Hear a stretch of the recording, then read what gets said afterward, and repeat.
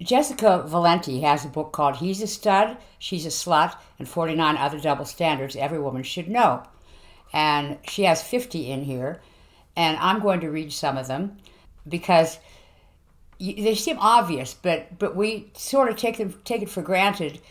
We accept a lot of double standards without thinking, okay? Here's something to think about.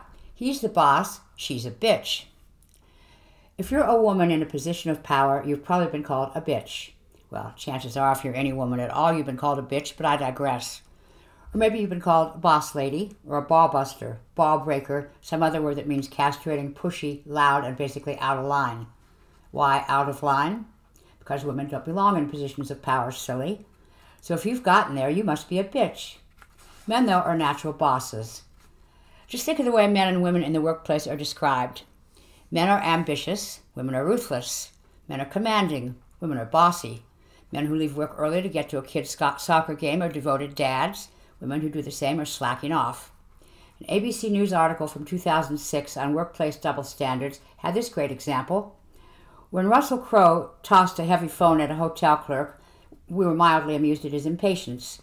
When Naomi Campbell threw a cell phone at her assistant, she was labeled an out-of-control prima donna. Both stars misbehaved. But our societal bias causes us to be a lot more critical of Campbell. Not fair, indeed. It's the boss versus the bitch, and the ladies are losing. You need look no further than the movie industry to see how working women, as if we don't all work in some capacity or other, are thought of.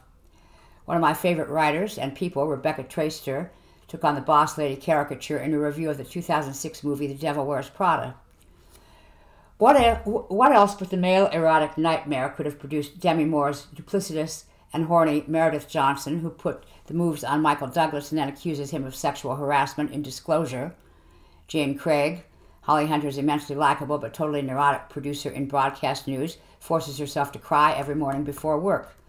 Diane Keaton's baby boom executive, J.C. Watts, has a corner office, a six-figure salary, and a loveless relationship.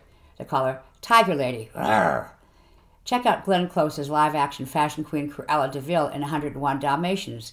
She berates peons, asks an assistant, "What kind of sycophant are you?" Reply, "What kind of sycophant do you want me to be?" Opines that we lose more women to marriage than war, famine, and disease. You know, because being powerful and being feminine, meaning a mother and wife, just aren't compatible. But it's not just Hollywood and harmless workplace banter. The bitch boss double standard is more pervasive than you'd like to think, and it affects women and work. A 2007 MSNBC survey showed that women in leadership positions haven't made much progress in their attempts to fight workplace bias. Most respondents, men and women, actually said they would prefer a male boss and think that men are more effective leaders. Those surveyed used words like moody, bitchy, gossipy, and emotional to describe women bosses. The most popular term for women in power? Catty. How I hate the word catty and catfight. I mean, when men are competitive, they're called just that. When women are competitive, we're subject to tired lines like "kitty's got claws." It's just another way to diminish and demean the idea of women having power. Really, what better way to dismiss female competition and power than to give it a cutesy animal name? The other, more nefarious intention is to make power unattractive to women. After all, if all women in power are bitches, why would younger women aspire to be someone with power? Much like the anti-feminist stereotypes, man-hating, ugly, and so on, that exist to keep women away from an awesome political movement that could improve their lives, calling women bosses bitches is strategic. Not only does it put women who are already in power in their place, it also serves to deter women who are on the fast track for being too successful, too ambitious, too, well, boss-like. The other deliberate, though sneaky way to make power seem unattractive is to call women bosses men or men-like. You can't be feminine and in power.